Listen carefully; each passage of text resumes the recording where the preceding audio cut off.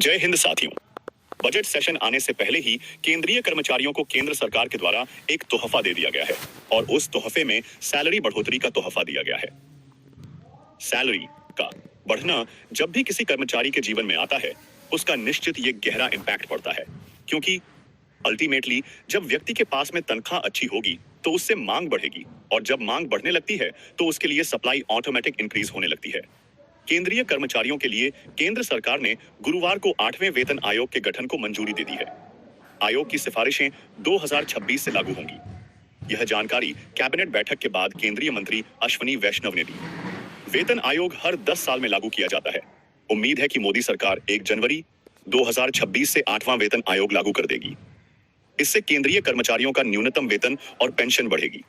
8वें वेतन आयोग को लागू करने के लिए जल्द ही एक अध्यक्ष और 2 सदस्यों की नियुक्ति की जाएगी। आयोग केंद्र सरकार के कर्मचारियों और पेंशनर्स की सैलरी अब पेंशन तय करेगा। अश्विनी वैष्णव, केंद्रीय मंत्री।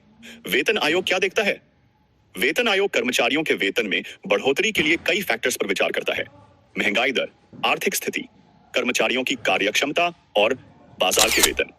केंद्रीय कर्मचारियों के संगठनों ने इसके लिए कैबिनेट सचिव से मिलकर 8वें वेतन आयोग का गठन करने की मांग की थी और लगातार ये संगठन सरकार के सामने 8वें वेतन आयोग के गठन का दबाव बना रहे थे। पिछले 1 साल में कई बार कर्मचारी यूनियन केंद्र सरकार से स्थिति स्पष्ट करने की मांग कर चुके हैं। पिछले बजट के बाद जब वित्त सचिव टीवी सोमनाथन से इस बारे में सवाल किया गया तो उन्होंने कहा था कि अभी इस काम के लिए हमारे पास पर्याप्त समय है। 8वें वेतन आयोग के आने से सैलरी पर क्या फर्क पड़ेगा? केंद्र सरकार हर 10 साल में नया वेतन आयोग लाती है। अभी 7वां वेतन आयोग चल रहा है। इसका कार्यकाल 30 जनवरी 2025 को खत्म होगा।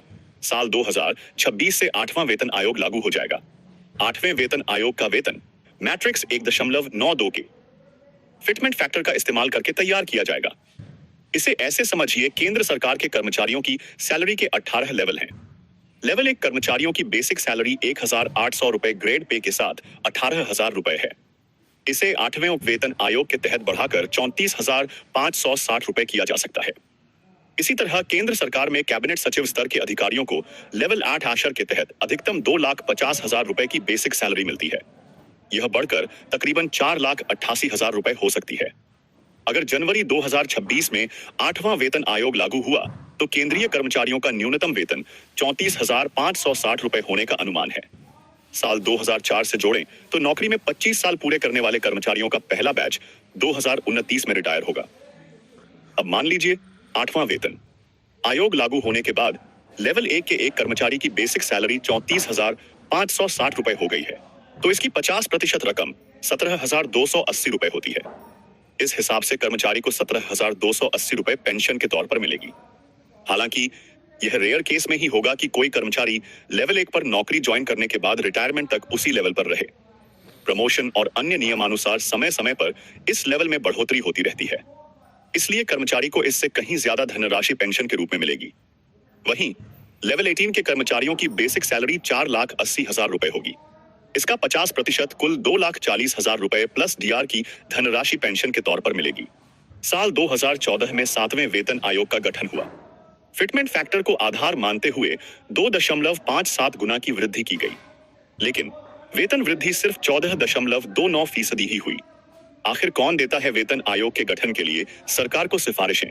वेतन आयोग, केंद्रीय कर्मचारियों, ऑल इंडिया सर्विसेज, केंद्र शासित प्रदेश, Indian audit and accounts department से जुड़े अधिकारी और कर्मचारी, रेगुलेटरी अथॉरिटी से जुड़े कर्मचारी, ओडिशा मैपचई और अधिकारी, सुप्रीम कोर्ट के अधिकारी कर्मचारी और डिफेंस फोर्सेस से जुड़े केश पर्सनल्स के वेतन, भत्तों, रैंक स्ट्रक्चर और पेंशन को लेकर अपनी सिफारिशें सरकार को सौंपती है। 8वें वेतन आयोग की सिफारिशें साल 2026 से लागू होंगी। दरअसल 7वां वेतन आयोग साल 2016 में लागू किया गया था। यह सिफारिशें 10 साल के लिए थीं, जो 2026 में पूरी हो रही हैं। अब नए वेतन आयोग के गठन की मंजूरी से लेकर सिफारिशें सरकार को देने तक की प्रक्रिया में करीब 1.5 साल लग सकते हैं। सरकार वेतन आयोग की सिफारिशों को अक्षरशः पालन करने के लिए बाध्य नहीं है, इसमें बदलाव भी संभव है। कैसे आगे बढ़ेगा पूरा प्रोसेस? केंद्रीय मंत्री ने बताया कि इस आयोग को अगले साल यानी 2026 तक अपनी रिपोर्ट सौंपनी होगी। आगे की प्रक्रिया की बात करें तो 8वें वेतन आयोग को केंद्रीय मंत्रिमंडल की मंजूरी मिलने के बाद राज्य सरकारों, पीएसयू से कंसल्ट किया जाएगा। इसके साथ ही 8वीं पे कमीशन के अध्यक्ष और 2 सदस्यों का चयन किया जाएगा, जिनके नाम का जल्द ऐलान हो सकता है।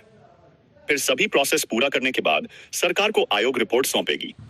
फिर इस पर विचार के बाद इसे लागू किया जा सकता है। 8वां, वेतन आयोग पर विपक्ष कहना है, नजर कहीं निशाना कहीं, एक तीर से कई निशाने। जानकारों की माने तो केंद्र सरकार ने बीजेपी के लिए काफी अहम माने जा रहे चुनाव से पहले बड़ा फैसला लिया है।